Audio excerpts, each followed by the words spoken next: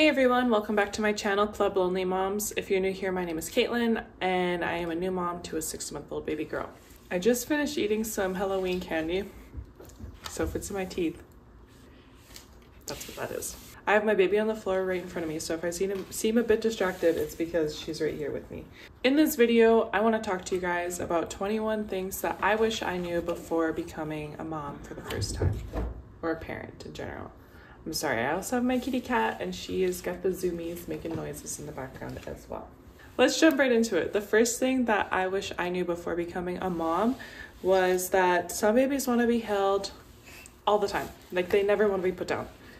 And this is definitely not all babies, but I think it's important to have some sort of expectation that perhaps you could have a baby who wants to be held all the time, even as a newborn.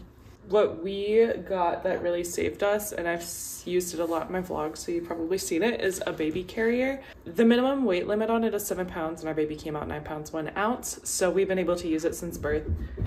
And we use it now. I think like the weight limit is like 40 pounds or something. Our daughter's only 18 pounds.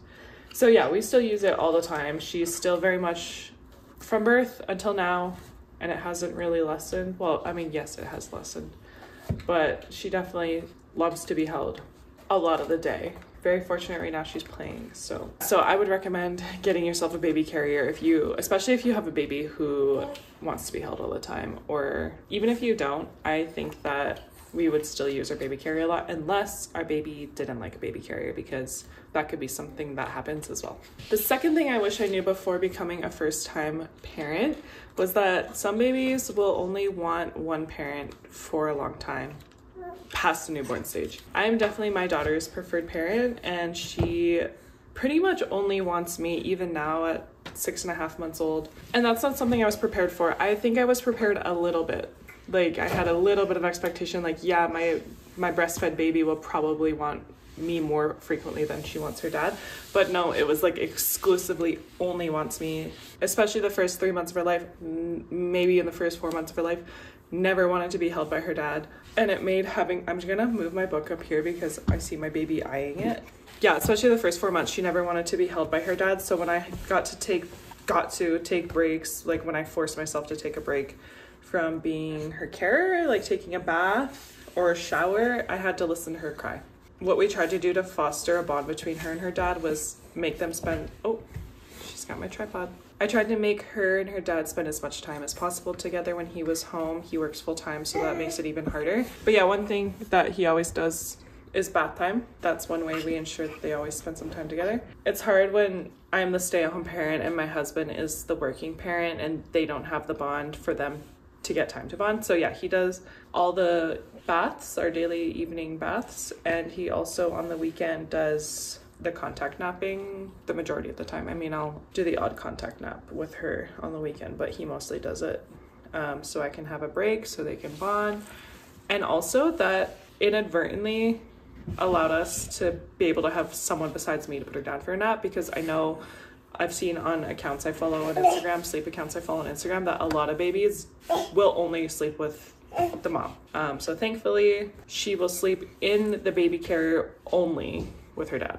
I guess that leads me into thing number 3 that I wish I knew before becoming a parent, is that some babies will not sleep by themselves even before the 4-month sleep regression. My cat and kid are just going crazy. Yeah, I had this unrealistic expectation that I'd be able to put my baby down to sleep by herself when she was a newborn. So when we came home from the hospital, obviously I was scared to have her sleep not by herself. I was scared for her to contact sleep with me and then me sleep. Like, I didn't know how that was all gonna work out. And actually it was like something I overcame pretty quickly. When we got home from the hospital, I tried the first night, because we left the hospital at like 10 a.m. or something.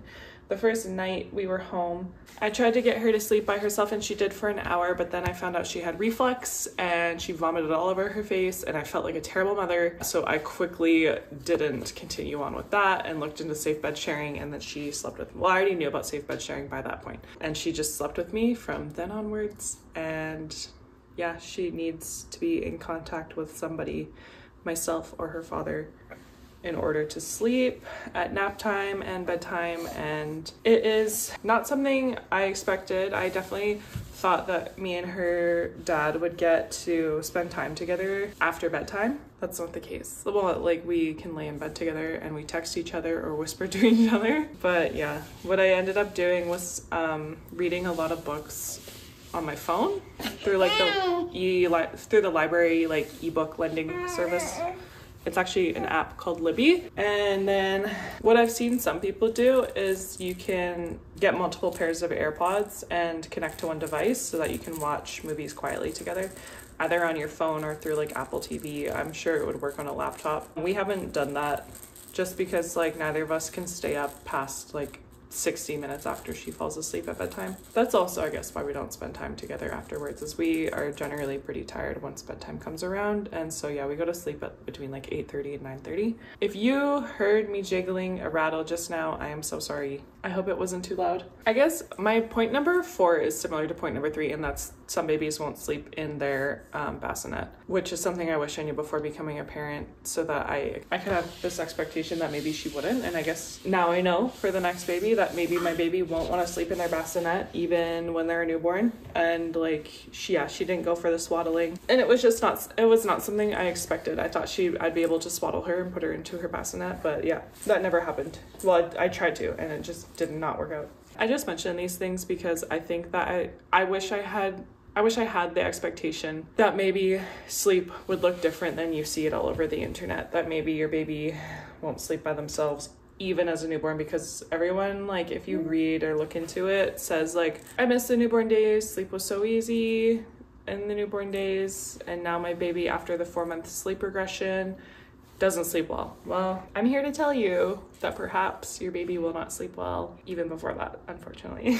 Thing number 5 I wish I knew before having a baby is that it is okay to bed share with your baby. I was very afraid too. That's why I put her in the bassinet to begin with. And because I wanted her obviously not to sleep in my bed for me. Like, I wanted my own bed. Like, we bed share. I don't love bed sharing. Obviously, I wish my daughter slept by herself, but she's just not there developmentally, and I'm not gonna like force her into it. She doesn't have the temperament to have a successful cry it out experience. I think it would just be really traumatic for her and me, so we don't do that. Maybe if she had a different temperament, I would consider it. But yeah, it is okay to bed share. And if you're having sleep troubles with your baby, it's more safe to bed share on purpose, following the 7 safe sleep guidelines, than to bed share by accident in compromising positions, which is like on a rocking chair on the couch, in a bed full of blankets and pillows. I think those are the main ones which increase the risk of SIDS. But yeah, don't be so hard on yourself if you feel like you need to bed share. I strongly suggest looking into how to bed share safely, and consider maybe that might be the best option for you and your baby, because it certainly was for us, and it certainly still is for us at 6.5 months old. Thing number 6 that I wish I knew before becoming a parent is that your baby is going to be their own person, and they can have any temperament, even if it's different from you and your baby daddy or your whoever. I was really expecting a super chilled out calm baby because that's how I was as a baby. And based on the advice that I have gotten from my mother-in-law, I assume that Jonah was also a pretty chill baby because advice that works for chill babies does not work for more sensitive babies. We had the expectation that we were going to have like a chill baby who was like us as babies. But yeah, your baby is their own person. They have their own personality, and they also have their own temperament. And just be prepared that your baby's temperament might be different than how yours was as a baby. That came as a surprise to us, not really something we expected. Thing number 7 I wish I knew before becoming a parent is that parenting won't always be 50-50. And this is something I knew and I expected, and I'd seen a lot on social media, like the parenting accounts I follow on social media, is that parenting is not 50-50. But sometimes it can even be so drastically not 50-50. For us, I'd say it's like 90-10. And a huge reason for that is that I breastfeed my baby exclusively, and we really did try to give her bottled breast milk, and she refuses to take a bottle. I've seen her take a bottle a couple times, so we also know that she's like refusing it on purpose because she knows how to drink from a bottle. She just prefers not to. And I'm her preferred parent. So parenting really isn't 50-50 for us. And now, especially because I'm on her full-time, on maternity leave, full-time caregiver, and my husband is full-time back to work, it really isn't 50-50. And it's not something I expected to be this drastically not 50-50. We are in the season where it really, really is drastically not 50-50. And I know that it's going to shift as she gets older. So that's really something I remind myself, is that all these harder times, when it's specifically harder on me right now, parenting is harder on me than it is my husband, it's just a season. I think one day she'll maybe even prefer her dad over me, just because lots of little baby girls do, or like little toddler girls do. But you know, we're just taking it day by day. Thing number 8 I wish I knew before becoming a parent is that it's really, really, really hard to parent without any support. I expected it to be lonely, for sure. We don't have any family that live anywhere near us. It would take a day's worth of traveling for anyone to get to our house. Yeah, so we don't have babysitters. We don't have people to come hold our baby for us while we take a nap. It's just me and my husband passing the baton back and forth. And that actually, mixed with our baby's temperament, ended up being way, way harder than we expected. If you don't have familial support and you are pregnant or you have a newborn or your child is older, I completely understand how hard it is for you to be a parent and how tiring it is. And how also hard it is to see on social media new parents who do have that support. It just makes you wish you also had it. And it's hard. It is hard to see, and it is very isolating. And I see you, and I know. I get it. I get you. Thing number 9 that I feel like people should know before becoming parents is that some days are really, really hard, and you're just gonna try to make it to bedtime. I think I did see this a few times on social media before my baby was born, and I really didn't understand the gravity of it, and I also didn't understand how frequently it would happen to us. I think we have about at least one day a week, every week, where we're just trying to make it to bedtime. It also is really highly dependent on if my baby accidentally has her food allergen, dairy or eggs, because she has really bad stomach issues when that happens, or if she's teething, which she is right now. On those days, we really, really are just trying to make it to bedtime. And I just want to say that is totally normal. And I think that's like not a unique experience. I think that happens to a lot of parents. And if you are a parent who is just trying to make it to bedtime, you're not a bad parent. You're just tired. We're all just tired. Thing number 10 that kind of goes back to sleeping and maybe should have been grouped with that stuff is that it is sometimes easier to contact nap than to force independent sleep. And this is something I realized after a month of trying to force independent sleep when Paige was at 3.5 to 4.5 months. She only sleeps 30 minutes at a time even now, and she always only slept 30 minutes at a time. So when I used to try to force independent sleep on her, I would rock her to sleep. I wouldn't do cried out. I would rock her to sleep and then wait until she was in a dead sleep and then gently place her down on the bassinet and then slowly creep out of the room. And since she only sleeps 30 minutes, it takes about 5 to 10 minutes to get into a dead sleep. So by the time I had her placed down, I had about every single day 4 naps a day. Actually, I think it might have been at 5. It was 5 naps a day at that point. I had 18 minutes downstairs by myself. And I always felt like, oh, I can't believe she's already awake. This is interrupting my alone time. And it was just very frustrating. And then I can't remember what happened. I think she was having a hard week or something. So I just gave into contact napping with her upstairs. I'd go lay down with her, put her to sleep, and then just lay beside her and be on my phone or whatever. And I found that to be so much more restful. And I was actually getting a break, and I didn't find it as frustrating when she woke up from those naps. So maybe if you're struggling with that, or if you find yourself and you're pregnant right now and you find yourself struggling with that one day, I would suggest giving into contact napping and see if maybe that's something that works better for you. Because that's definitely something that works better for us. Thing number 11 that I wish I knew before becoming a parent is that it is completely okay, and give yourself permission to parent in a way that feels natural to you. And by that I mean there's a lot of advice about, especially surrounding sleep, that go against your biological instinct as a parent. Letting your baby cry feels really bad. It feels horrible in your body. It actually spikes your cortisol stress hormone, and it spikes your baby's cortisol levels. You generally are more stressed if your baby's crying and you're not attending to them. So if it feels really, really unnatural for you, give yourself permission to parent in a way that aligns with your biological instincts if you wish. If you don't wish, that's totally fine. That's totally your choice. But if you're really struggling, I think it is absolutely okay to not parent in a way that just feels natural. There's an evolutionary reason why it feels so bad to let your baby cry it out. In fact, sleep training, if you guys didn't ever look into it, is very new. Within the past like 100 years, humans have been around 200,000 plus years. I feel like it's important to listen to your instincts. Our bodies are really smart, and we instinctually know how to parent and how to attend and be responsive to our children. Thing number 12 I wish I knew before becoming a parent is that you do not have to do activities that are specific for your baby. By that, I mean, you do not have to go do like swim lessons, library classes. I don't know, what's a baby specific thing? Whatever, like classes for your baby, going to the park for your baby. You like activities that you think will fill your baby's day that are just for babies, and you're doing them just for your baby. If you have a baby carrier, your baby will probably happily come along and do whatever it is that you're doing. It can be tiring to constantly be doing things that are just for your baby. So I wish I knew sooner that it's okay to do things that are for you instead, or like daily chores or going for a walk for your mental health. Like those are all good activities to bring your baby along with. Chances are they'll probably really enjoy themselves as long as they get to hang out with you. If they're that type of baby, that's definitely how my baby is. She's just happy to be doing whatever it is I'm doing.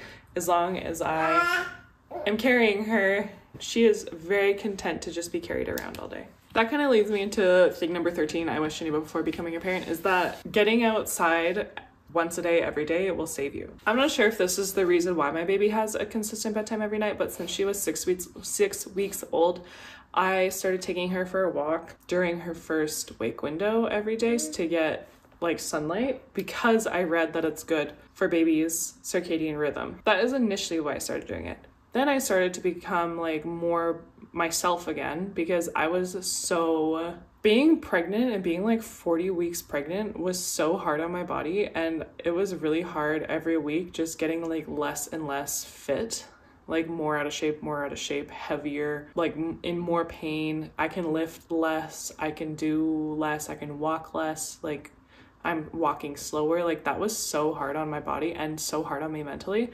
So once she was born and I was able to get out for walks and it didn't hurt anymore, like I did enough like resting from my pelvic floor, I started going for walks every morning, and it felt so good to be able to gain my fitness back slowly. Just to see myself, like, 1, start to pick up speed, and 2, start to walk further. Like, that just felt so good. Yeah, and I continued that all throughout the summer, and it really helped me get into better shape and just feel like more comfortable in my body and my postpartum body. And help me keep up with my baby, because it is a lot of work carrying around your baby all day. Thing number 14 I wish I knew before becoming a parent is that some babies will not like to be in their car seats. Some babies will not like to be in their car seats. They will not like car rides. They will not like to be in their car seats. My baby did not like to be in her car seat, and that was not very fun. Like, we couldn't go 8 minutes down the road to the grocery store without her screaming the whole way. When you have a newborn, hearing your baby cry is so hard compared to when they're older for some reason. Like, I guess you just get used to hearing them cry eventually, and then it doesn't feel so bad, but oh my goodness. Hearing your baby cry when they're like 1, 2, 3 months old is like really hard. So yeah, we didn't get to go places very much, and if we did, we were like, is it worth it? We used to be like, is it worth having her cry all the way there, all the way back? Usually not. So yeah, we didn't really get out places. But what I think I did to fix this was, back to point number 13, I went for walks every day, and I did it I put her in her car seat and then put the car seat on the stroller. And then when she started to fuss, because I don't know, something about being in the car seat on the stroller was easier for her than being in the car seat in the back of the car, probably because you can't like do anything for them when you're in the car. So what I did when she was in the stroller is I literally jiggled the crap out of the stroller, like side to side. She'd be in there like this. I mean, obviously not enough to like harm her. And that really soothed her and got her to be comfortable in a car seat, and it kind of and now it's like a safe sleep space for her. And like I cannot put her in the bed and just let her like go to sleep. Even though like we sleep there all naps all night, but I can put her in the stroller, put it in the car, and then she'll like yell out a little bit here and there. Sometimes she still really does cry in the car seat. It's not as common at all, but sometimes she does. But most of the time she'll just like yell a bit in the back seat. And if you're a parent, you definitely know the difference between your baby like actually breaking down crying and just like yelling and fussing. Yeah, so she'll like fuss in the back seat and then she'll just go to sleep. Like I wish that was possible anywhere else, but no, yeah, that's possible in her car seat if it's on the stroller or in my car. So if you're having that issue with your baby, or you're pregnant and you're about to have a baby and you end up having that issue, I recommend start short. I started for short walks, and actually I started once she realized what toys were. So then I would put her, she had something similar to this. I'd put this in the car seat with her and she'd like eat the ear, and that really soothed her. And that's how we like got into it, was once she knew what toys were, she became more comfortable in the car seat because she had something she could like hold on to. Yeah, so if you're having that trouble with car seats, I would recommend trying the stroller hack. Get them in the stroller and jiggle it a bunch, and because you can do more comforting, I think, when they're in the car seat in the stroller than when they're in the car seat in the car. Thing number 15 I wish I knew before becoming a parent is that your baby might not take a bottle or pacifier. So we waited 2 weeks before trying to introduce a bottle or pacifier to our baby, because that is like the minimum recommended window for if you want to establish good breastfeeding. I think it's actually like more like 6 weeks is like the actual recommended before you try to introduce a bottle or pacifier. With our next baby, we're definitely going to do it immediately. Like day 1, we're going to, well, maybe once my milk comes in, like day 2.5, we're going to try a bottle. Pacifier, I think maybe day 1. I don't know, actually. Now that she's 6 months old, I am really happy she never took a pacifier. But Lordy, for the first 4 months, I tried. I bought like 20 different pacifiers and she did not take a single one. We are going to try a bottle immediately, just because she at 2 weeks was already like willing to refuse bottles. And they're supposed to like not at that age. They're supposed to like have this instinct to suck. And then like I think like about 2 months or maybe it's 6 weeks, or it's something like that, they can like consciously decide not to suck. That's why like you would do it sooner.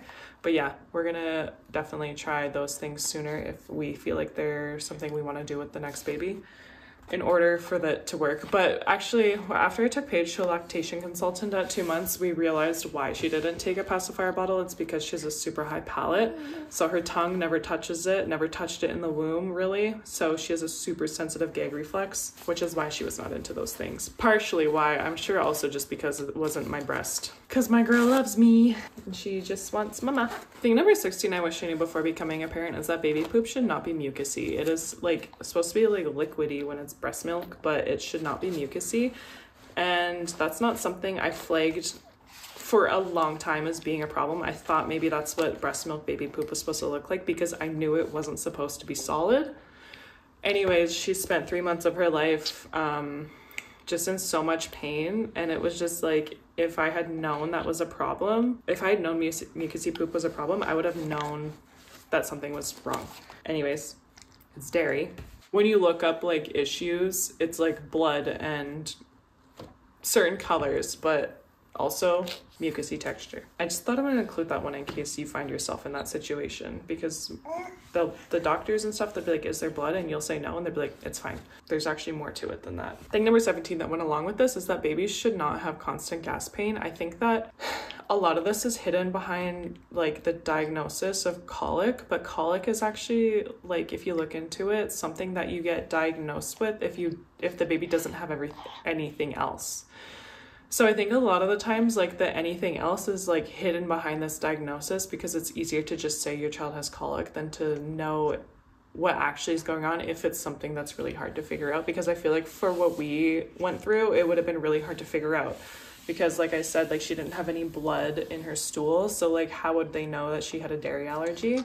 I feel like they could know. They just, you know, it's harder to detect, especially when you're not being super careful from like the doctor's standpoint. It's actually, I think that if your baby is in constant gasping, really, really try to advocate for yourself and your baby and figure out what's going on. And maybe it genuinely is colic, because like my sister genuinely had colic when she was a baby, but perhaps you're like us and it actually isn't, and there's something deeper going on. And like, you would have really want to know that. Like, it still haunts me that she spent 3 months with us not knowing that, and pain that she didn't have to be in. And we went through such a hard time that we didn't have to go through. Thing number 18, I wish I knew before becoming a parent, is that you do not need a bunch of clothes in the small sizes. Newborn, 0 to 3, 3 to 6, 6 to 9, 6 to 12. Those sizes, like, you do not need a lot of clothes in those sizes whatsoever. I think we had needed like 5 sleepers in each size. Boom, that's it. We like, my kid would only wear sleepers. Now she wears, I started putting her pants recently because she started crawling, and it seems like sleeper feet, like the footy part of the pajamas, like make it harder for her to like push with her toes. But before that, this girl lived in sleepers. Actually, that's not true because she was a baby during the summer months. So she also lived in like tank top, like singlets, like onesies, tank top onesies. But yeah, basically I would say like, don't even buy yourself clothes, man. Like, wait until your baby shower. This is another thing too. We bought a ton of clothes because 5, 6, 7 months went by of my pregnancy, and we're like, okay, guess we're not getting any support from our family members. Nobody's bought us anything.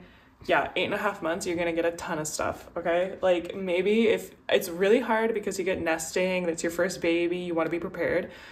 People are gonna wait until the last minute to give you stuff, and then you're gonna have way too many clothes. Like, oh my gosh. If you're watching this and you are not a parent and you are not pregnant and you're planning on buying someone stuff for their baby, can you please buy it for them by like 7 months instead of waiting until 8.5, 9 months? Because oh my gosh, we have way too many small size clothes. Thing number 19, I wish I knew before becoming a parent, was that Once Upon a Child exists. I think I didn't discover this store until I was like 40 weeks and 2 days pregnant. Yeah, you should go there. Before you buy your clothes online, go to Once Upon a Child, because there's so, I think maybe because we have this problem where we buy a bunch of clothes in the small sizes, not knowing that we're not going to need it. And we buy clothes in the small sizes and everyone gives us clothes in the small sizes. We have just so many clothes in the small sizes. You can go to Once Upon a Child, and then the newborn 0 to 3, 3 to 6, and 6 to 12 month, there's so many clothes in those sizes. After that, it becomes pretty sparse, I think, because the earlier sizes are when you're over prepared, and because like they start crawling at 6 months and like really wear their clothes out more and walking. So go check out Once Upon a Child. It is a secondhand clothing store, and they like buy your clothes back from you for store credit, and it's obviously cheaper than buying new clothes because they're secondhand. Some of the stuff I think that they overprice, but most of it, well, not most of it, half of it is pretty good. We also didn't have a baby though, I should say, who was pooping through all her clothes. She really didn't have a bunch of accidents like that. So I don't know, I guess maybe it's hard to say, but I think if you have clothes in those sizes, you're most likely going to be over-prepared. Thing number 20 I wish I knew before becoming a parent is that if you are breastfeeding, you could potentially leak past the first few weeks postpartum. I am 6.5 months postpartum, and I still leak so much milk, and it feels very unfair because I know there's lots of people who don't, but that is life. Yeah, if you plan on breastfeeding, just know that might happen to you. I think it's probably like a third of people. It is not that fun. Honestly, it's kind of a lot of work, and it feels really wasteful, like using the disposable breast pads, and the reusable ones are kind of gross. So yeah, if you're leaking past when your supply regulates the first few weeks, so am I. I'm sorry. Thing number 21 I wish I knew before becoming a parent is that it will be really hard to make other parent friends. I think maybe not once your baby is like daycare school age, but definitely before that, because you're just like isolated by yourself at home, doing like whatever activities, like swim lessons, going to the park, whatever. Like that is hard to make friends that way.